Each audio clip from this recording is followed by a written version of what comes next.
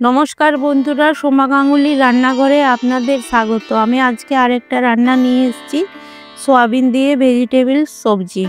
কিভাবে বানাচ্ছি আপনারা দেখুন। কড়াই বসিয়ে দিয়েছি, তেল দিয়ে দিলাম,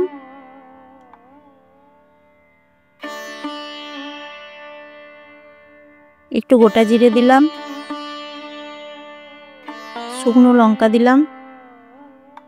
এরপর দেখুন সব সবজিগুলো কেটে রেখেছি। ক্যাপসিকাম আছে, গাজর আছে, পেঁয়াজ আছে, রসুন আছে, টমেটো আছে, বিনস আছে। দেখুন রসুনটা দিয়ে দিলাম, পেঁয়াজটা দিয়ে দিলাম,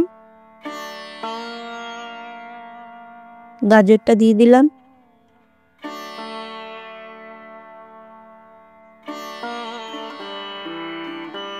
টমেটোটা দিয়ে দিলাম, বিনসটা দিয়ে দিলাম, ক্যাপসিকামটা দিয়ে দিলাম। আমি এটাতে আলু দিইনি, আপনারা আলু দিতে পারেন। সয়াবিনটা গরম জলে ফুটিয়ে রেখেছি, দিয়ে দিলাম। দেখুন ভালো করে নেড়ে চেড়ে নেব, সব কিছু ভালো করে মিশিয়ে নেব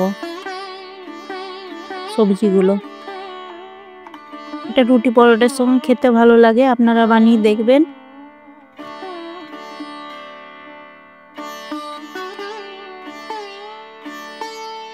এরপর একে একে মশলাগুলো দিয়ে দেবো। একটু গোলমরিচ গুঁড়ো দিলাম, স্বাদ অনুযায়ী নুন দিয়ে দিলাম, হলুদ গুঁড়ো দিলাম,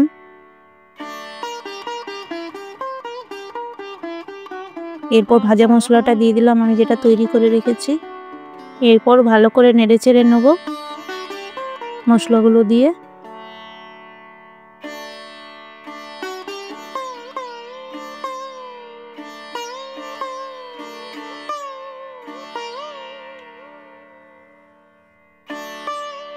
এরপর একটু চিনি দিয়ে দিলাম, আবার ভালো করে নাড়িয়ে নেব।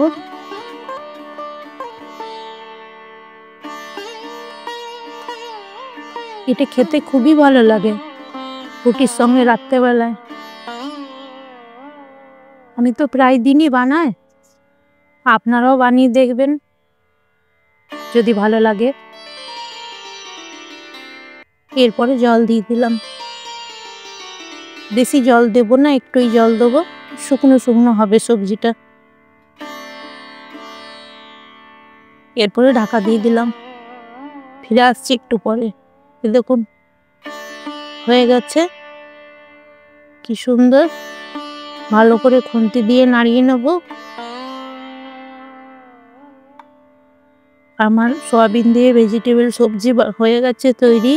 আপনাদের যদি ভালো লাগে বানিয়ে দেখবেন। Thank you. Like, subscribe, comment করবেন।